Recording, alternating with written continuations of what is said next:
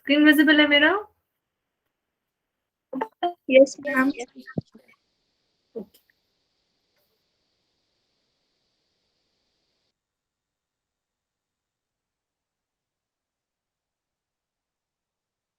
एक सेकंड दे दो मेरे को।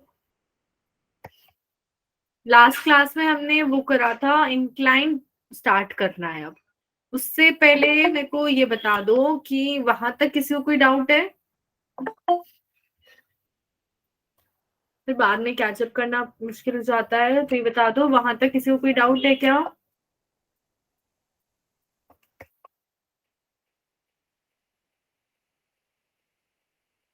आवाज आ रही है मेरे सबको? Yes ma'am. किसी को कोई डाउट है वहां तक? रेंज वगैरह, हॉरिजॉन्टल प्रोजेक्टाइल, एंगुलर प्रोजेक्टाइल, इन दोनों में? मैम थोड़ा सा रिवाइज कर लेते हैं। अच्छा ठीक है, रिवाइज तो मैं करवाऊंगी एक बार।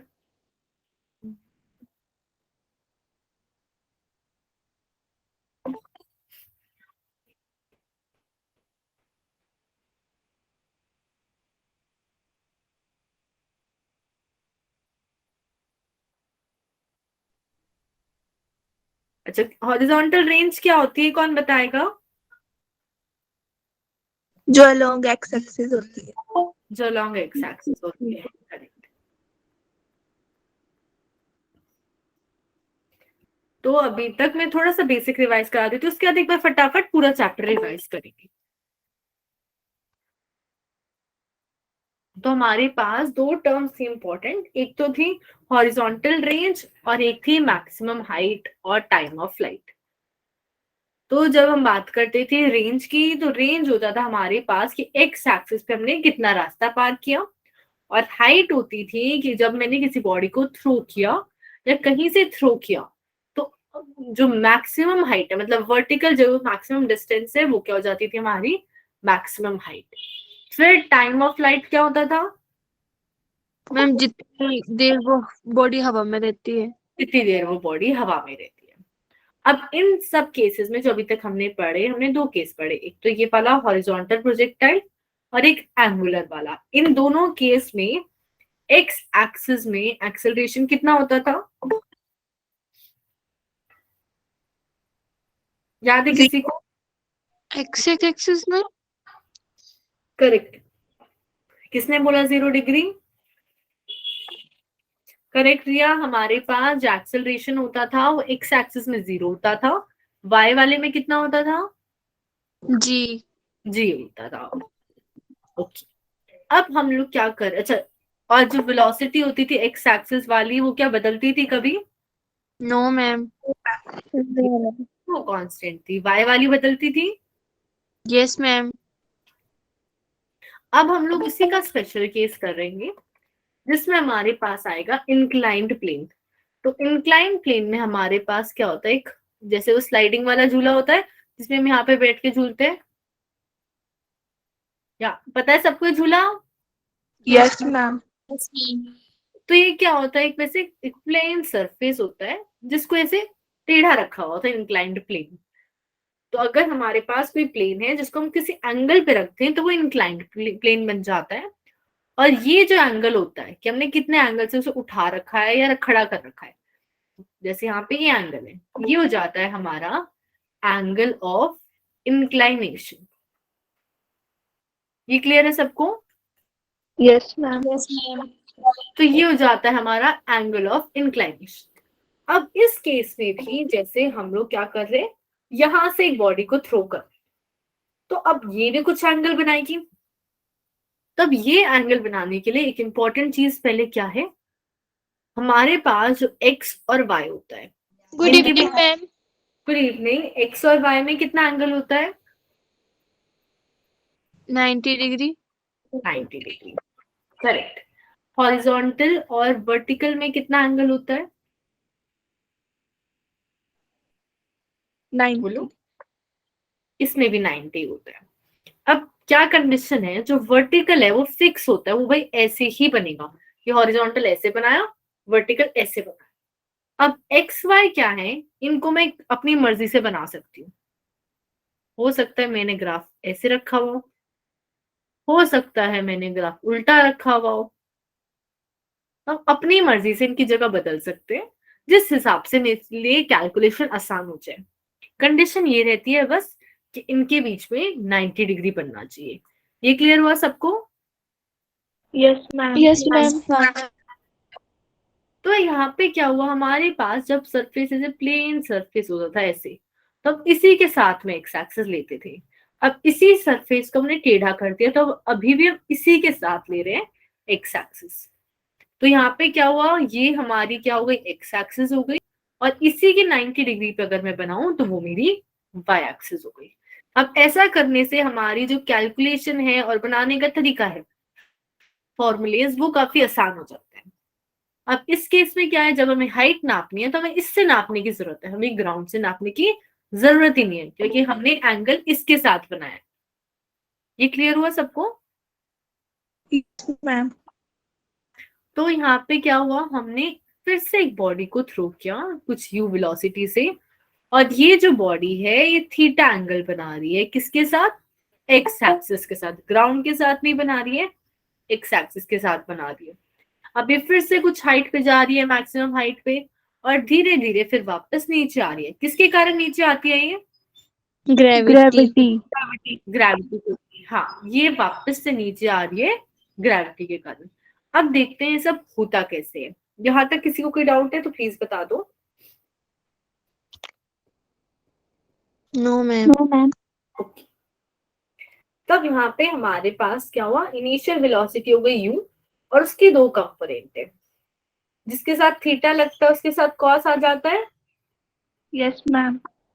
तो ये वाला कंपोनेंट हो गया u cos थीटा, और ये वाला कंपोनेंट हो गया u sin थीटा, और ये हमारी x एक्सिस, ये हमारी y एक्सिस। अब देखो यहाँ पे हम चाह रहे हैं कि बॉडी ऐसे ऊपर की तरफ जाए और इस तरफ जाए, तो जो भी डिस्टेंस होगा इस डायरेक्शन में, मतलब ऊपर की तरफ, वो पॉजिटिव होगा, और जो भी डिस्टेंस इस तरफ होगा वो पॉजिटिव होगा। ये दोनों पॉइंट क्लियर हुए? Yes ma'am. Yes ma'am. अब क्या हुआ, हमारे पास जो जी लगता है, अब जनरली हम जी को y डायरेक्शन के अलोंग लेते थे, पर ऐसा नहीं होता।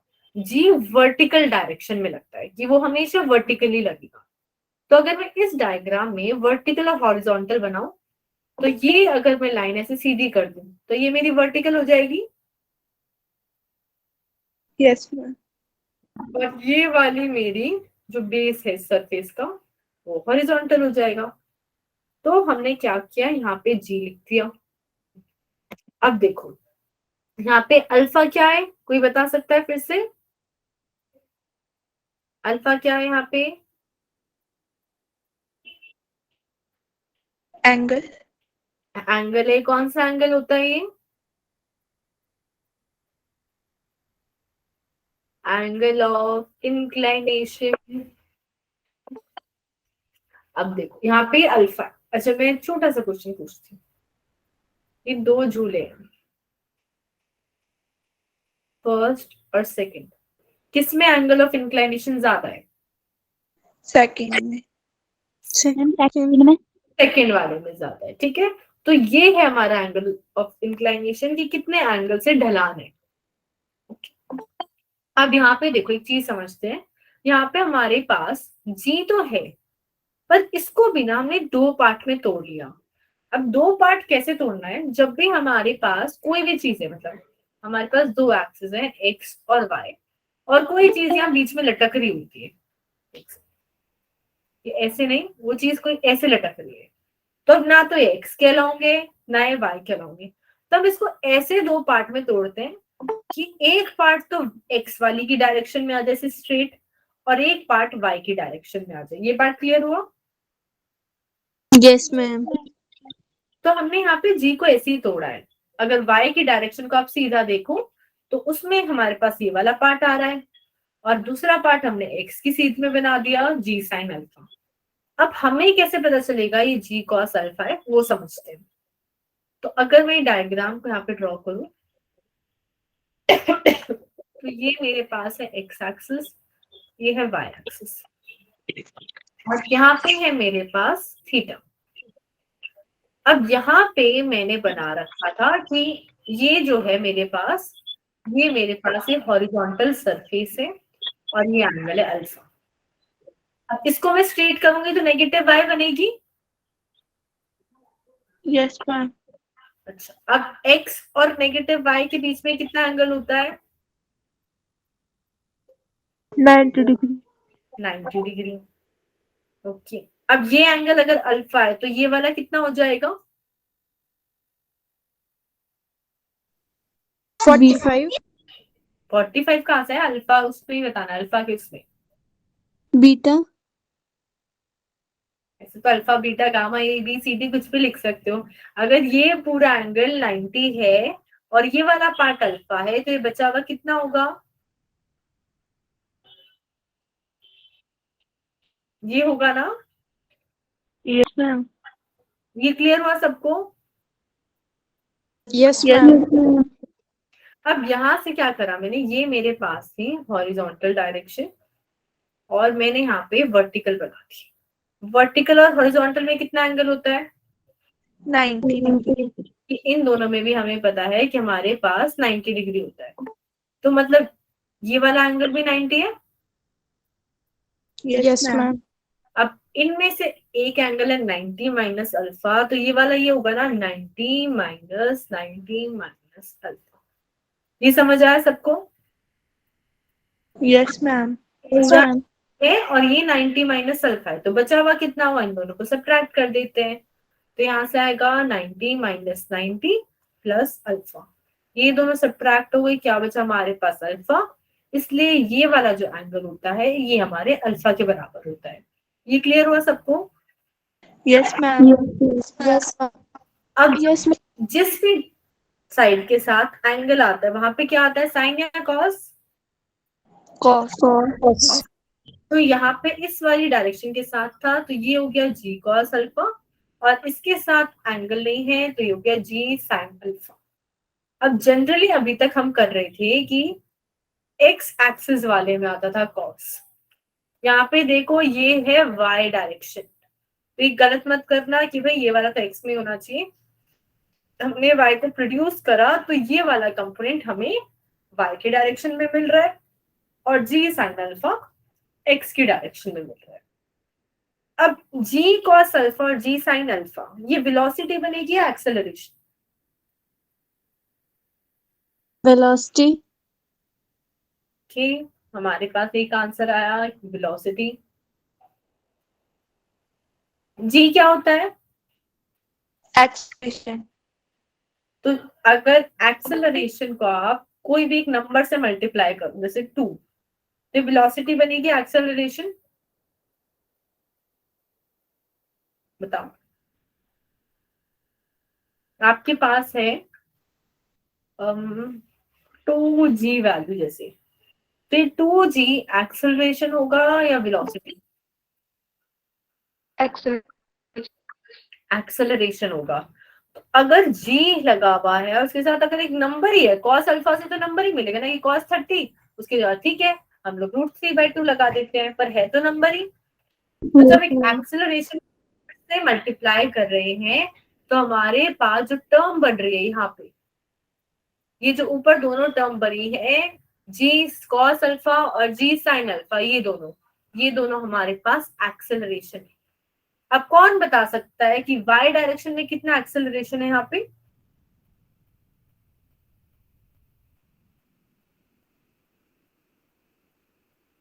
बताओ सोच के, वाई डायरेक्शन में कितना है एक्सेलरेशन?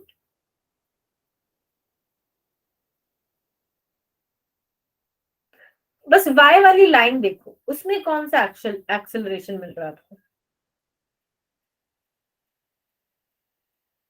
Sine. ये तो एक्स वाली में है। जी कोस अल्फा।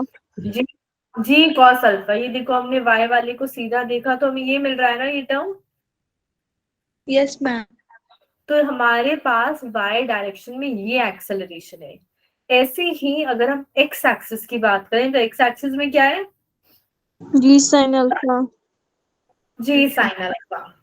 तो अभी तक हमारे पास आता था कि एक्स एक्सिस का एक्सेलरेशन 0 होता था, और यहाँ पे ऐसा नहीं है। तो ये एक नया चेंज आ गया हमारे फॉर्मूले से।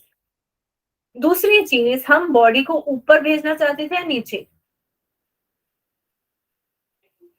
बताओ। मैम पर ऊपर भेजना चाहते थे, हम यहाँ पे खड़े थे, हमने यहाँ से धक्का दिया कि वो ऊपर चली जाए यहाँ पे, तो ऊपर जाने वाला सब कुछ पॉजिटिव होगा। पर ये जी साइन अल्फा और जी कॉस अल्फा किस तरफ है, नीचे की तरफ है दोनों। Yes ma'am. इसीलिए ये दोनों एक्सेलरेशन हम नेगेटिव लेंगे, कि एक्सेलरेशन एक्स एक्सिस में है माइनस जी साइन अल्फा और वाई में है माइनस जी कॉस अल्फा। इसमें किसी को कोई डाउट है? No ma'am. No ma'am. बोलो, किसी को डाउट नहीं है?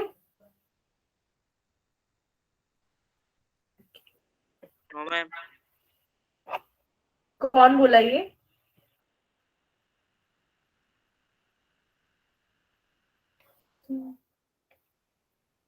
अब यहाँ पे अगर हम निकालना चाहते हैं फिर से time of flight, range and everything, तो हमने यहाँ से स्टार्ट किया ओ पॉइंट से, और तब हमारे पास स्टार्टिंग में यू वेलोसिटी थी जो थीटा एंगल बना के, इसको हमने दो पार्ट में तोड़ा।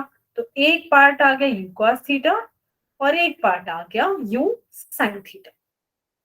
अब हमारे पास ये जी लग रहा है, ये है हमारे पास वर्टिकल डायरेक्शन, और ये हमारे पास अल्फा एंगल आया था, तो ये वाला पार्ट हो गया जी कॉस अल्फा और ये था जी साइन अल्फा। अब अगर हम टाइम ऑफ फ्लाइट निकालना चाहें, तो पहले तो ये बताओ कि ये जो पॉइंट है मैक्सिमम हाइट का, यहाँ पे कौन सी वेलोसिटी जीरो होती है? वर्टिकली। वर्टिकल वेलोसिटी यहाँ पे जीरो हो जाती है, याद रखना, क्योंकि इस पॉइंट से और ऊपर नहीं जा रहे हैं तो वर्टिकल वेलोसिटी जीरो हो जाती है। अब अगर आप यहाँ ध्यान से देखो, तो जितना रास्ता ऊपर गया उतना रास्ता नीचे भी आए ना। Yes ma'am. तो ओ से अगर मैं बी पॉइंट तक देखूं, तो टोटल कितना डिस्प्लेसमेंट हुआ वाई डायरेक्शन में? 0। जीरो हो गया, कि हम जितना ऊपर गए थे उतना नीचे आ गए। वैसे तो हम वापस से इनिशियल स्टेज पे आ गए, तो जीरो डिस्प्लेसमेंट। अब टाइम ऑफ फ्लाइट निकालते हैं। तो टाइम ऑफ फ्लाइट के लिए हमने S equals to U T plus half A T square use करा। फिर से जब y एक्सिस की बात करेंगे तो टोटल डिस्प्लेसमेंट अभी मैंने बताया कि y डायरेक्शन में जीरो जाता है। इनिशियली कितनी वेलोसिटी है y डायरेक्शन में? ये वाली u साइन थीटा, तो वो लिख दी। t की जगह हमने कैपिटल T मतलब टाइम ऑफ फ्लाइट पुट कर दिया। फिर राइट साइड में हाफ तो हमारे पास फॉर्मूले में ही है, और एक्सेलरेशन जी कॉस अल्फा होना था, और वो अपोजिट साइड है, नीचे की तरफ है, तो minus G cos alpha into time का स्क्वायर। यहाँ तक किसी को कोई डाउट है? No ma'am. अब यहाँ पे अगर हम देखें तो हमारे पास आएगा ये वाली टर्म, इस वाली टर्म को अगर हम लेफ्ट साइड ले जाए तो एक माइनस साइन एक्स्ट्रा आएगा। अब ये माइनस इस माइनस के साथ मल्टीप्लाई होकर प्लस बन गया, और ये t से इस t की पावर 2 को मैं कैंसिल कर दूं, तो मेरे पास इस t का फॉर्मूला आएगा u sine theta right side में ऑलरेडी है, ये 2 ऊपर यहाँ मल्टीप्लाई में चला गया 2u साइन थीटा, और g cos अल्फा डिनोमिनेटर में आ गया। इसमें किसी को डाउट है तो प्लीज पूछ लो। No ma'am. No ma'am. अब यहाँ पे देखो, अब याद करने का तरीका क्या है एक्सेलरेशन और वेलोसिटीज को। तो अभी तक आपको पता था कि चलो वेलोसिटी में तो हमें पता है एक्स वाली में cos थीटा, वर्टिकल वाली में साइन। एक्सेलरेशन में बिल्कुल उल्टा है, जहां पे cos था वहां साइन आ जाएगा, जहां पे साइन है वहां cos आ जाएगा। तो हमें हमेशा याद रखना दोनों में सेम डायरेक्शन नहीं आएगी, कि वेलोसिटी भी cos में और एक्सेलरेशन भी cos में, ये पॉसिबल नहीं होगा। अगर एक cos में है तो दूसरी चीज साइन में होगी। ये क्लियर है? Yes ma'am. Yes ma'am. अब यहाँ पे एक स्पेशल केस है फॉर ग्राउंड टू ग्राउंड, मतलब हम ग्राउंड से खड़े होके ग्राउंड पे फेंक रहे हैं, तो इसमें एंगल ऑफ इंक्लाइनेशन कितना हो जाएगा? यहाँ पे बीच में झूला लगा लो, पर हम यहाँ खड़े हैं, पर वो झूले पे नहीं गिर रहा, वो पूरा रास्ता पार करके यहाँ पे गिर गया, तो एंगल ऑफ इंक्लाइनेशन कितना है? क्या उस दोबारा incline- करना। मैं कह रही हूँ हमने यहाँ से स्टार्ट किया मोशन और हमने ना ये झूला था, तो इस झूले पे गिरा नहीं, इसको पूरा पार करके यहाँ पे पहुंच गया, मतलब ग्राउंड से ही फेंकना शुरू किया था और ग्राउंड पे ही जाके गिर गया। तो यहाँ पे अल्फा कितना है?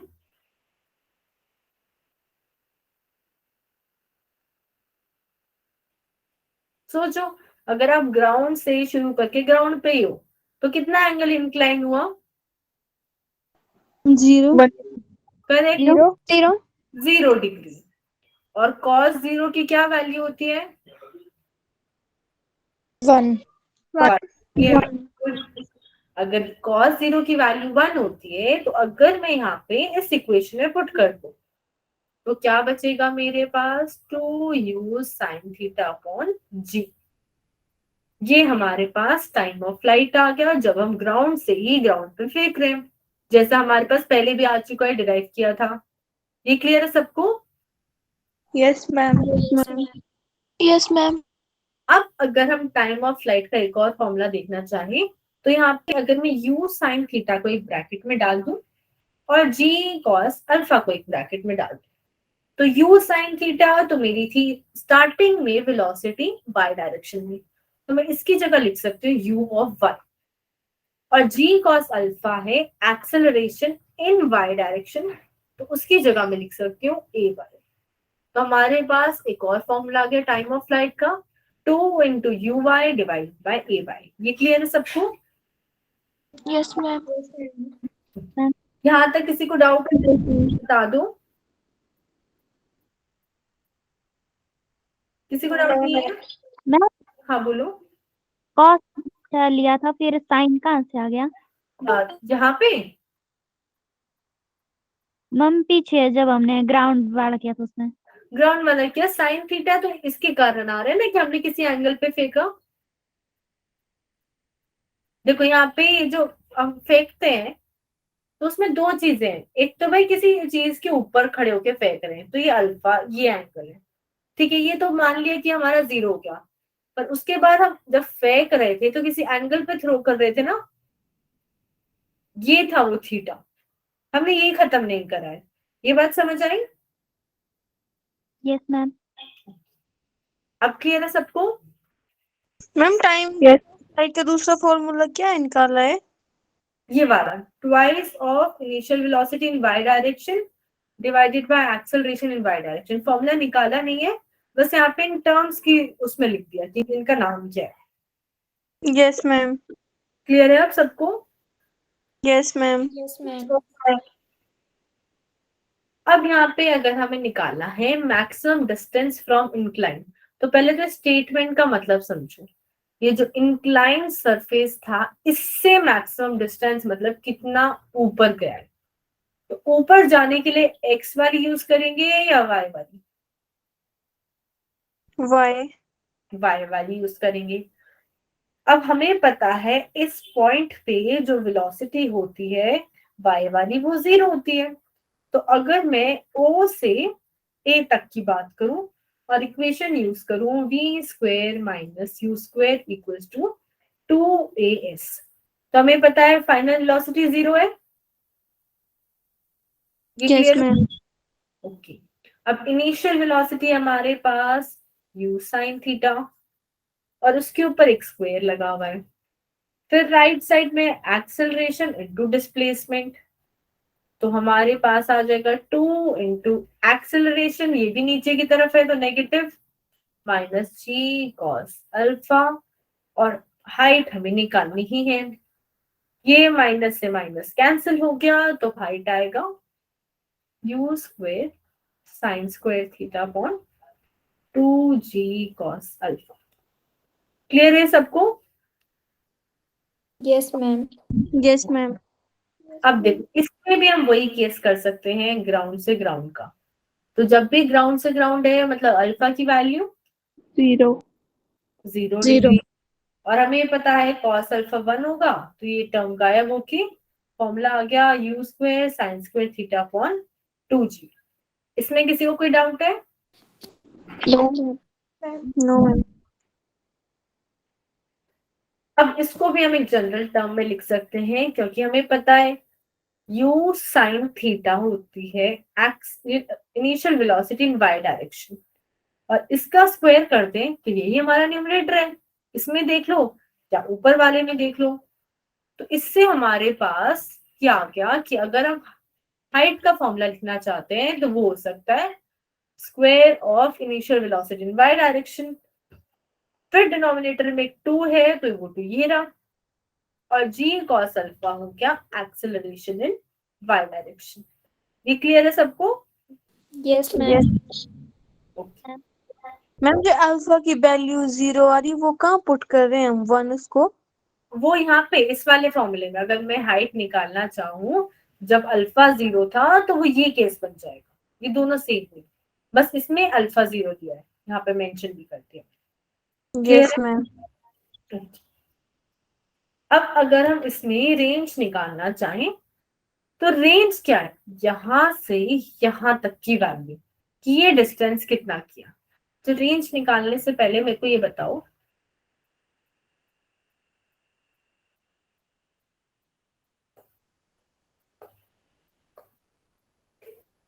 वैल्यू नहीं निकालनी है, पर क्या ये दोनों सेम चीज होती है?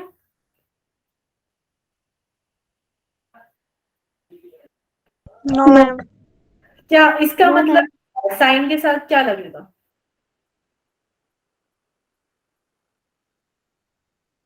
बस इतना बता। 60। कितना? 60। अच्छा, इसका मतलब आप लोगों ने बोला 16, और इसका मतलब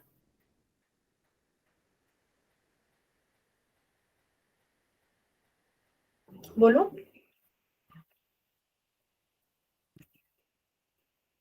जिसको जो लग रहा है वो बोल देगा। 2 sin 30। 2 sin 30 ये बोल रहे हो आप लोग?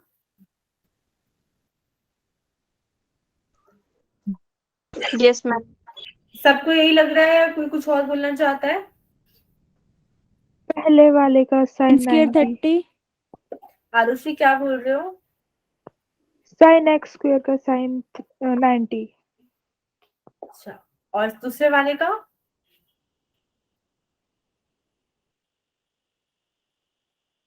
दूसरे वाले का साइन स्क्वायर 30। साइन स्क्वायर 30 का ही तो मतलब क्या होता है वही पूछ रही हूँ। देखो फर्क क्या है दोनों में।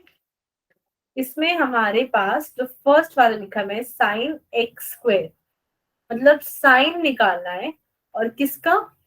एक्स के स्क्वायर का। दूसरे का मतलब है जो साइन आएगा उसका स्क्वायर निकालना है, और कब? जब एक्स हो। तो मतलब जैसे यहाँ पे एक्स 30 डिग्री है तो साइन एक्स स्क्वायर का मतलब है साइन इन ऑफ 30 का स्क्वायर, तो ये हो जाएगा साइन 90 नहीं साइन 900। ये समझ आया सबको? Yes ma'am. Yes ma'am. और इसमें क्या मतलब है, हमें साइन एक्स का स्क्वायर निकालना है, मतलब साइन 30 पे जो भी आंसर आएगा फिर उसका स्क्वायर निकालना। जैसे साइन 30 पे वैल्यू 1/2 होती है तो उसका स्क्वायर।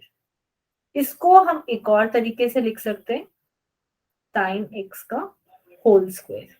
तो प्लीज ये ध्यान रखना, ये और ये सेम नहीं होते हैं, बिल्कुल अलग होते हैं। इसका मतलब है एंगल का स्क्वायर, और इसका मतलब है जो वैल्यू आएगी उसका स्क्वायर। क्लियर है अब सबको? Yes ma'am. ओके। अब हम रेंज देखते हैं, तो रेंज हमारे पास फिर से इस पॉइंट से इस पॉइंट तक आई, तो रेंज के लिए एक्स इक्वेशन यूज करेंगे या वाई वाली? एक्स। एक्स वाली यूज करेंगे। तो एक्स वाली अगर हम यूज करें हमारे पास होता है S equals to U T plus half A T square. अब अभी तक हमारे पास क्या होता था, ये टर्म क्या हो जाती थी एक्स डायरेक्शन में? 0 जाती थी ना एक्सेलरेशन वाली। Yes ma'am. यस अब ऐसा नहीं है, अब हमारे पास एक्स एक्सिस में भी एक्सेलरेशन है जी साइन अल्फा। तो अगर मैं इक्वेशन लिखूं S X equal to U X T plus half X T square, तो भाई रेंज तो तभी बनेगी जब ये पूरा टाइम ऑफ फ्लाइट जो है वो बीत चुका हो, मतलब ये वाला टाइम हो चुका हो। तो जहां जहां टाइम है वहां पे हमें ये वाली वैल्यू डालनी है। तो अब देखते हैं, डिस्टेंस की जगह हमारे पास रेंज आ गया, इनिशियल वेलोसिटी हमें पता है cos थीटा, और टाइम की जो वैल्यू ऊपर लिखी हुई है बस वो यहाँ पे सब्स्टिट्यूट करिए। फिर हाफ लिया, और एक्सेलरेशन क्योंकि नीचे की तरफ है इसलिए हमारे पास ये नेगेटिव हो गया एक्सेलरेशन क्योंकि नीचे की तरफ है, और ये टाइम का square 2u sin theta upon g cos alpha का स्क्वायर। इसको बनाने में किसी को कोई डाउट है तो प्लीज पूछ लो। किसी को भी डाउट है तो आप पूछ सकते हो। किसी को डाउट नहीं है?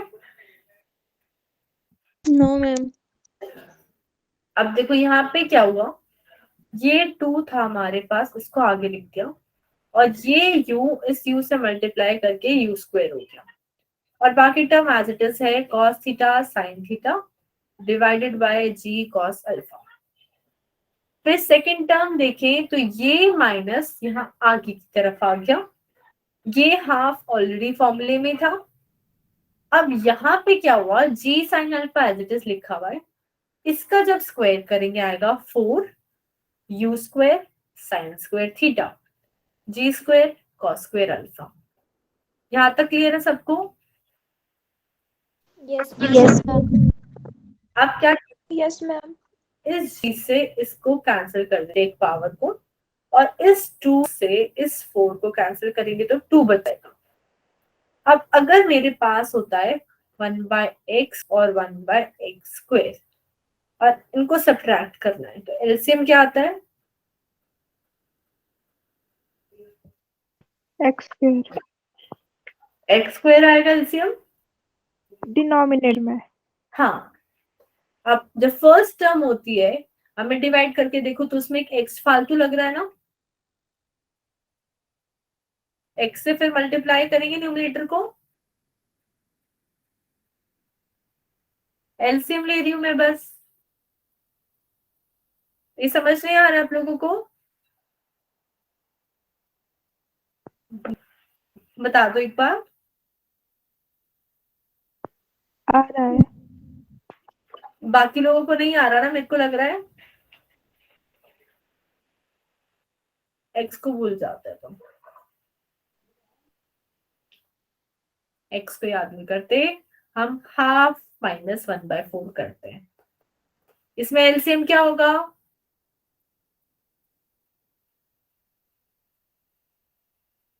अरे बता दो, छोटी क्लास का मैथ्स है, एलसीएम क्या होगा?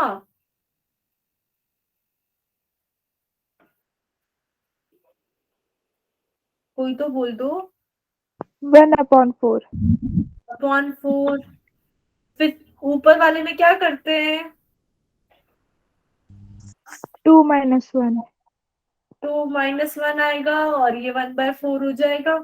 किसी को डाउट है इसमें? No ma'am. तो किसी को डाउट नहीं है तो सिंपल सा क्वेश्चन था, वो आंसर क्यों नहीं कर रहे थे? अब यहाँ पे देखो, एक में हमारे पास है g cos अल्फा, एक में है g cos स्क्वायर अल्फा, तो g तो दोनों में ही है, ऐसे ही लिख सकते हैं, पर cos एक फालतू है इस वाले में, तो हम एलसीएम ले सकते हैं g into cos square alpha. ये समझ आया सबको? Yes ma'am. तो हमने यहाँ पे g cos square alpha LCM ले लिया। अब फर्स्ट वाली टर्म में g तो था पर एक cos अल्फा की कमी थी, तो हमने जब न्यूमरेटर लिया तो उसमें cos अल्फा मल्टीप्लाई करना पड़ा। सेकेंड वाली टर्म में तो ये सारा एज इट इज था कि g भी है cos स्क्वायर अल्फा भी है, तो उसमें कुछ मल्टीप्लाई नहीं करना पड़ा, वो हमें एज इट इज मिल गया। ये क्लियर है? Yes ma'am. तो अगर हम यहाँ पे देखें तो हमारे पास इस टर्म में कुछ भी नहीं मल्टीप्लाई हुआ, 2 sin alpha into U square sine square theta as it is लिखा हुआ है जैसा ऊपर लिखा हुआ था। अब देखो, अब यहाँ पे 2u स्क्वायर है और इसमें ये रहा 2 और u स्क्वायर, तो मैं दोनों साइड से 2u स्क्वायर कॉमन ले सकती हूँ। Yes, ma'am. अब यहाँ पे हमारे पास साइन थीटा है और इधर साइन स्क्वायर थीटा है, तो दोनों साइड से मैं साइन थीटा भी कॉमन ले सकती हूँ और डिनोमिनेटर दोनों का सेम ही है। अब फर्स्ट टर्म से अगर मैंने साइन थीटा और 2u स्क्वायर हटा दिया तो मेरे पास बच गया ये कॉस थीटा और कॉस अल्फा, वो यहाँ लिखा हुआ है। सेकेंड वाली टर्म के लिए बच गया ये साइन अल्फा और एक साइन थीटा, वो यहाँ लिखा हुआ है। यहाँ पे किसी को कोई डाउट है तो प्लीज बता दो, छोटा सा लग रहा है आपको, लग रहा है कि ये तो क्या ही पूछेंगे, वो भी बता दो।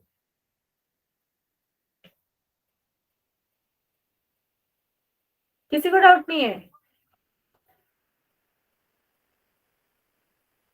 बता दो। मैम यू क्यों दोनों साइड से लिखा है? You square, yes ma'am. हाँ दोनों साइड से कॉमन ले लिया।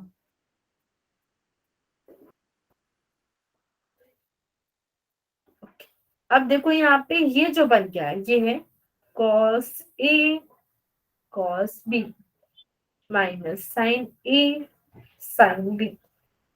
ये हमारे पास फॉर्मूला बन गया ट्रिग्नोमेट्री का और ये इक्वल होता है cos A प्लस B के। अब जैसे यहाँ पे A की जगह तो फॉर एग्जाम्पल अल्फा है और B की जगह यहाँ पे थीटा है, तो हम इस पूरी टर्म को लिख सकते हैं cos अल्फा प्लस थीटा। तो हमने नेक्स्ट लाइन में से cos अल्फा प्लस थीटा लिख दिया।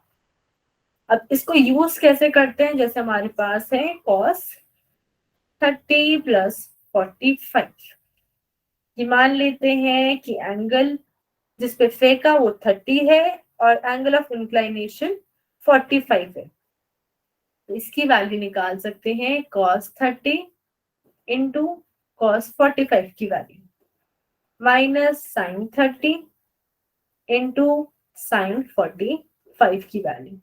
इसमें किसी को कोई डाउट है? नो। नो। सबको क्लियर है ये पेज? Yes ma'am.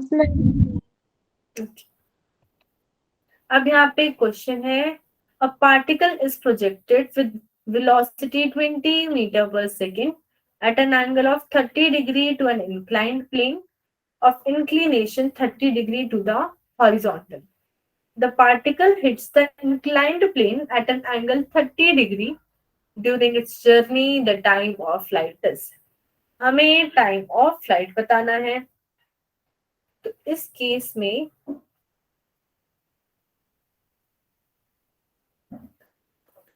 ये हमें पता है 20 मीटर पर सेकेंड है।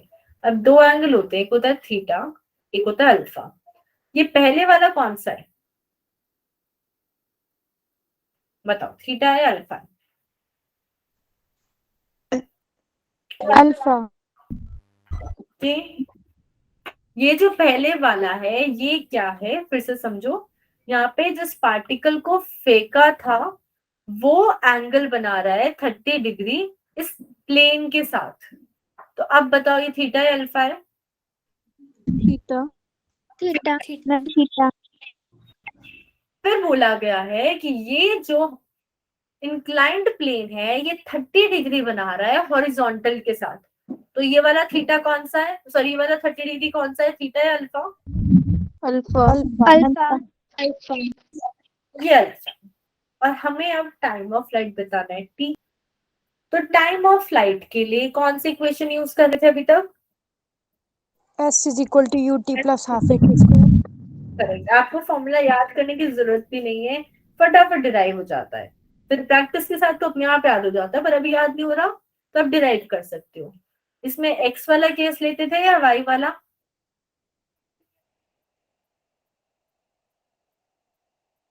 वाई वाला लेते थे। पूरे टाइम ऑफ फ्लाइट में वाई वाला डिस्प्लेसमेंट कितना हो जाता था? 0 0 हो जाता था 0. कि जितना ऊपर गए उतना नीचे आ गए। इनिशियल वेलोसिटी कितनी थी वाई डायरेक्शन में, कैसे लिखते हैं? u cos theta sine u हाँ। एक्सेलरेशन कितना है वाई डायरेक्शन में? Minus g cos theta. Minus G cos alpha है, देखो ठीक है। Into T square. यहाँ से फटाफट बना भी सकते हैं हम फॉर्मूला कि टी का फॉर्मूला आ जाएगा 2u sin थीटा अपॉन जी cos अल्फा। यहाँ पे सारी वैल्यू गिवन है। u हमारे पास 20 है, थीटा 30 डिग्री है, अल्फा भी 30 डिग्री है और g की वैल्यू आप 10 ले सकते हो। तो फटाफट कैलकुलेट करो कि टाइम ऑफ फ्लाइट कितना आ रहा है।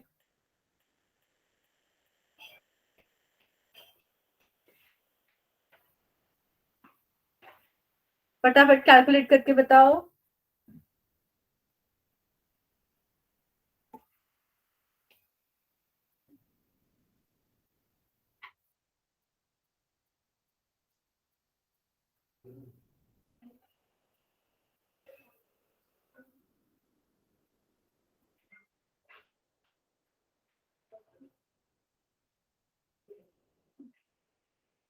आप लोग ये आंसर करोगे प्लीज।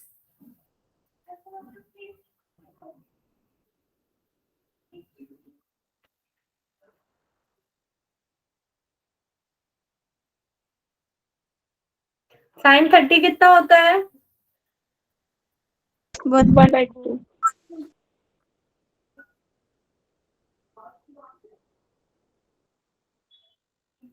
अब बता दो।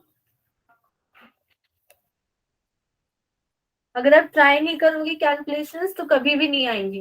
अभी तो मैं आपके साथ करवा रही हूँ तो आपको हेल्प हो 4 सकती है। under root 3 upon 3. 4 Under the root 3 upon 3. Correct. हमारे पास देखो इसमें जब वैल्यू पुट करेंगे तो ये 0 से 0 कैंसिल हो गया, 4 बच गया। अब इन दोनों को देखते हैं। तो साइन 30 हाफ होता है और कॉस 30 √3/2 होता है। इस 2 से इस 2 को कैंसिल कर सकती हूँ। Yes. Yes ma'am. Yes ma'am. तो ये तो 4/√3 हो गया। और अगर हम इसे रैशनलाइज कर दें तो हमारे पास 4√3/3 आ जाएगा, जैसा ऋषि ने बोला। क्लियर है सबको? मैम नीचे वाला 3 कहाँ से आ रहा है ये? नीचे वाला यस मैम। फिर से बोलो एक बार। नीचे नीचे वाले समझ आया मेरे को। मैम जो नीचे लिखा है 4√3/3 हाँ अपॉन 3 मैम। अच्छा, ये कैसे आया? Yes ma'am. अच्छा देखो, हमारे पास क्या होता है जनरली जब डिनोमिनेटर में मतलब नीचे वाली की जगह रूट आता है तो हम इसे रैशनलाइज करते हैं। मतलब इसको फिर से एक बार रूट से मल्टीप्लाई करते हैं ऊपर नीचे। तो ऊपर तो ये 4√3 का √3 मल्टीप्लाई हो गया और रूट इंटू रूट क्या होता है?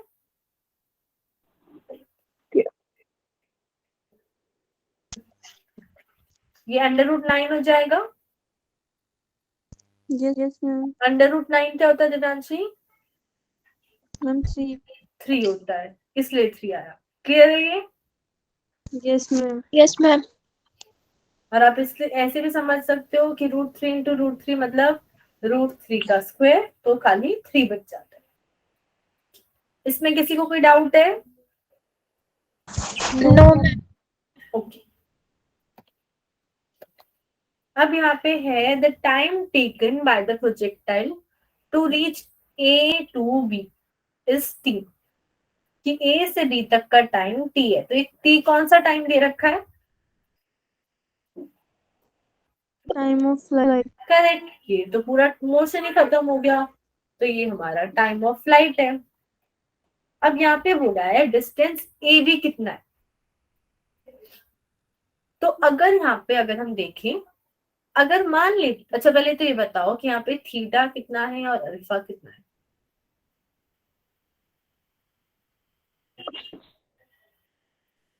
आप लोग ये बताओगे अल्फा कितना है?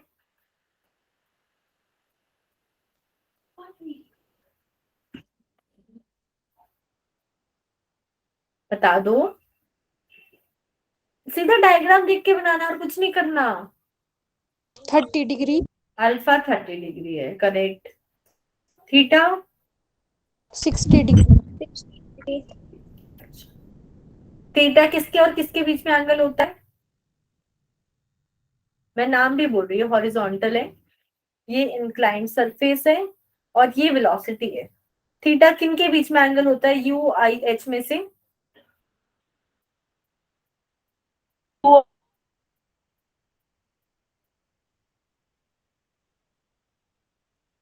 यू और आई। यू और आई के बीच में ये वाला होता है। यहाँ पे ये वाला एंगल कितना बन रहा है?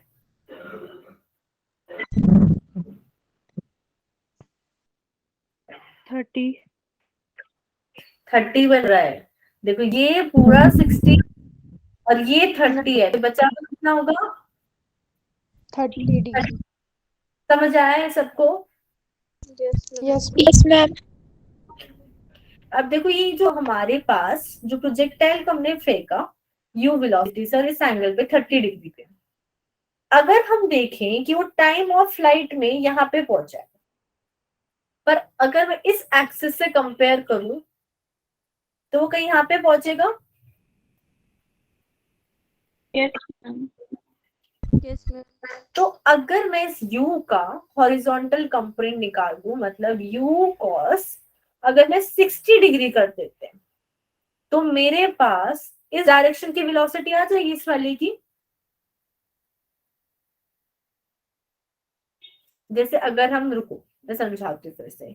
हम यहाँ पे ऐसे कोई भी वेक्टर लेते थे, और अगर यहाँ पे जो भी एंगल होता था जैसे बीटा, अगर मैं f cos बीटा कर देती थी तो इस डायरेक्शन की वेलोसिटी आ जाती थी, ये फोर्स आ जाता था। ये समझ आ रहा है सबको? Yes ma'am. तो ऐसे यहाँ पे u है मेरे पास, और अगर ये पूरा 60 है और मैं u cos 60 कर दूं तो इस डायरेक्शन में जो भी वेलोसिटी है वो मिल जाएगी। समझ आ रहा है या नहीं आ रहा है? ये थोड़ा ट्रिकी क्वेश्चन है, ये बता दो इतना समझ आ गया? No ma'am. यस अच्छा देखो, नो मैम। भूल जाते हैं अभी कुछ भी। हमारे पास ये u है और ये हमारे पास हॉरिजॉन्टल है, और ये है पूरा 60 डिग्री। तो अगर मेरे को हॉरिजॉन्टल की डायरेक्शन में वेलोसिटी का कंपोनेंट बनाना है, ऐसे ही करते हैं ना u cos 60। Yes ma'am. Yes वही मैम। वही सेम किया है, इसी के बीच में इतना सब कुछ बना हुआ है फालतू की चीजें, उसको भी इग्नोर कर दिया, तो ये u cos 60 बनेगा। Yes ma'am. तो अब ये वेलोसिटी आ गई मेरे पास इस डायरेक्शन में। अब अगर मैं रास्ता निकालूं कि इतनी वेलोसिटी से t टाइम में कितना रास्ता पार हुआ, तो स्पीड होता है डिस्टेंस अपॉन टाइम। तो हमारे पास डिस्टेंस आ जाएगा speed into time. Yes ma'am. तो u cos 60 और मैंने t को मल्टीप्लाई कर दिया, तो मेरे पास a से c पॉइंट का डिस्टेंस आ जाएगा। यहां तक कोई डाउट है किसी को? No ma'am. अब AC समझते हैं, AC भी समझते हैं। तो यहाँ पे मेरे पास है A और ये B जो मेरे को निकालना था, और ये मेरे पास है AC और ये मेरे पास है 30 डिग्री। तो अगर AB की वैल्यू x है तो मैं x cos 30 कर दूं तो AC आ जाएगा। Yes ma'am. ये क्लियर है सबको पक्का? Yes ma'am. तो AC की जगह क्या लिख देते हैं, x cos 30 is equal to u cos 60 into t। अब x क्या था, AB था, जो मेरे को एक्चुअली में क्वेश्चन में पूछा हुआ है, डिस्टेंस AB। तो हम निकाल सकते हैं x equals to ut into cos 60 upon cos 30। यहां तक किसी को कोई डाउट है तो प्लीज पूछ लो एक बार।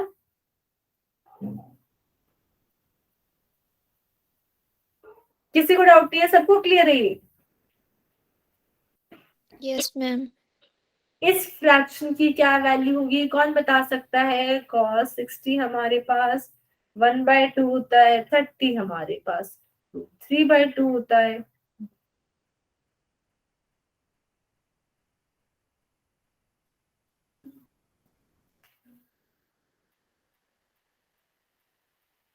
1/√3 1/√3 करेक्ट।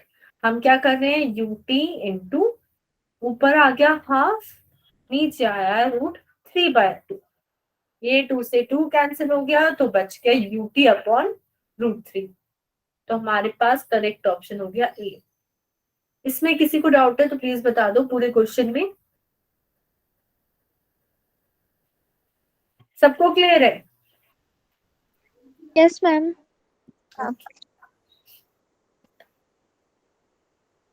अब यहाँ पे दूसरा केस आया जिसमें हम लोग क्या है, झूले के ऊपर बैठे हुए हैं और यहाँ पे झूले के नीचे आपका एक फ्रेंड वेट कर रहा है और आपने इसको एक बॉल फेंक के देनी है। तो आपने इस डायरेक्शन में फिर से यू वेलोसिटी से फेंकी और ये एंगल थीटा है फिर से इस सरफेस के साथ। इस सरफेस से कितने एंगल पे फेंकी और इसको क्या बोलते हैं, क्या एंगल ऑफ इंक्लाइनेशन। डायमेंशन। अब देखो जिस तरफ हमें जाना होता है ना उसी तरफ हम एक्स और वाई बना सकते हैं।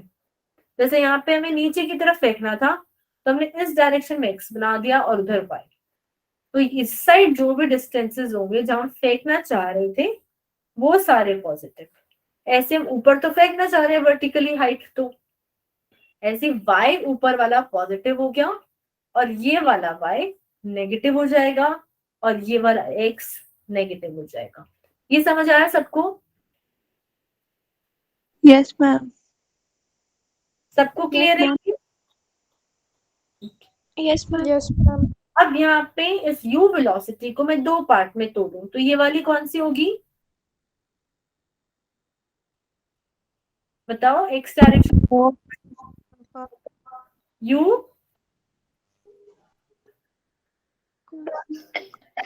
u cos थीटा होगी यस मैम। और y वाली यू साइन u sin थीटा। करेक्ट है। अब यहाँ पे g है, ये g भी दो पार्ट में टूट जाएगा। एक हो जाएगा यहाँ पे g cos अल्फा और एक हो जाएगा हमारे पास g sin।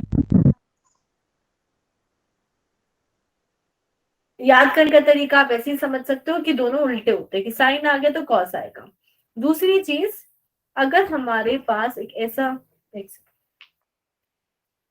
हमारे पास एक ये ट्राइंगल है और इसमें ये है 90 और ये है अल्फा, तो याद रखना इसके सामने वाला अल्फा नहीं होगा, इसकी जो अलग वाली साइड है ना ये वाला, ये हमारे पास अल्फा होगा। तो आप इससे भी समझ सकते हो कि मेरे पास इस ट्राइंगल में अगर देखूं तो ये तो 90 डिग्री बन रहा है इधर, यहाँ पे अल्फा आ गया तो ये वाला अल्फा नहीं हो सकता, अल्फा ये दूसरे वाला होगा। क्लियर है? आप ऐसे भी याद रख सकते हो। Yes ma'am. और जिसके साथ अल्फा आ गया तो साथ कॉस आ गया, जिसके साथ अल्फा नहीं होता वहां साइन आ गया। अब ये कौन बता सकता है कि एक्स डायरेक्शन में कौन सा एक्सेलरेशन है यहाँ पे? जी cos अल्फा। एक्स डायरेक्शन देखो कहाँ पे बनी हुई है, जी साइन अल्फा। जी साइन अल्फा। और वाई वाले में जी कोस जी कॉस अल्फा। अब इनमें से कौन सा पॉजिटिव है कौन सा नेगेटिव? जी साइन पॉजिटिव और जी कोस अल्फा नेगेटिव। करेक्ट। ये पॉजिटिव एक्स की तरफ है तो ये पॉजिटिव और ये नेगेटिव वाई की तरफ है तो ये वाला डिस्टेंस नेगेटिव हो जाएगा। यहाँ तक किसी को कोई डाउट है? No ma'am.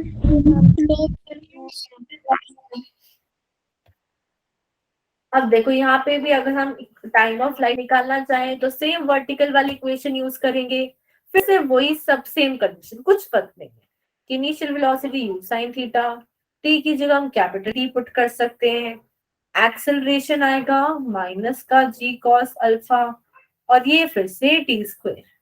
और यहाँ पे तो हमें पता है कि जितना रास्ता ऊपर गए उतना ही नीचे आ गए, तो ये तो जीरो ही हो गया। तो यहाँ से टाइम ऑफ फ्लाइट का आ जाएगा 2 यू साइन थीटा और जी कॉस अल्फा। किसी को डाउट है इसमें? No ma'am.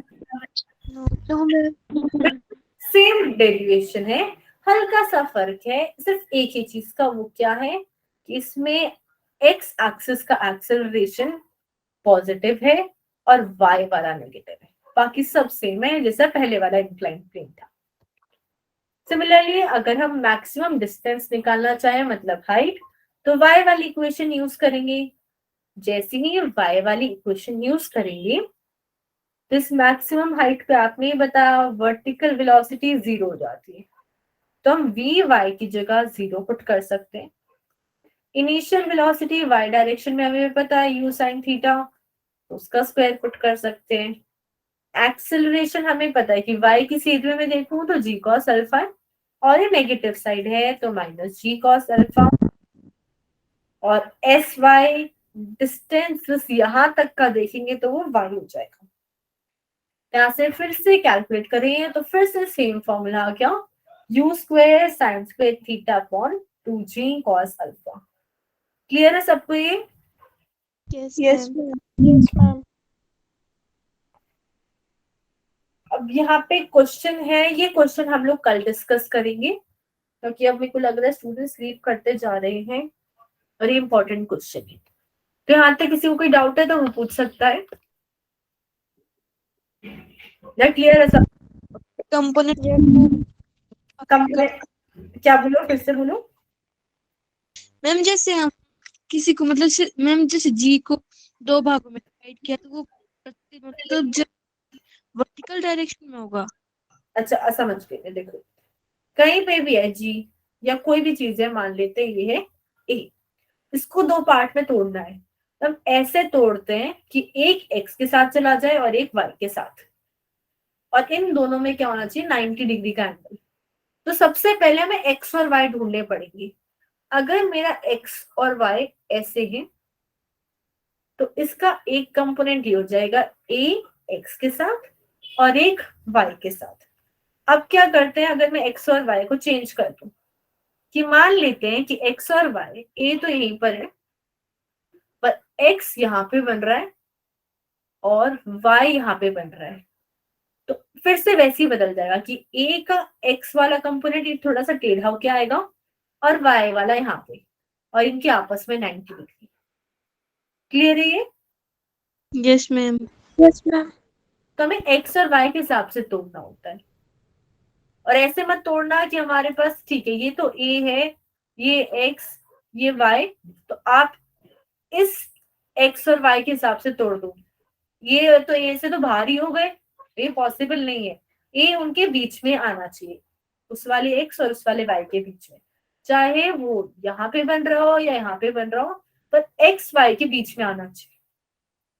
क्लियर है ये? Yes ma'am. Yes ma'am. Yes ma'am.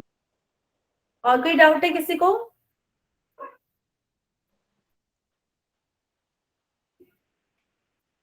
किसी को डाउट नहीं है?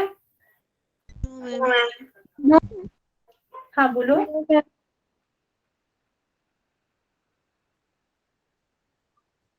किसी को डाउट नहीं है तो आप लोग लीव कर सकते हो। Thank you ma'am. Thank you everyone, good night. Thank you ma'am. Good night ma'am. Bye ma'am. Bye ma'am. Bye bye. Bye.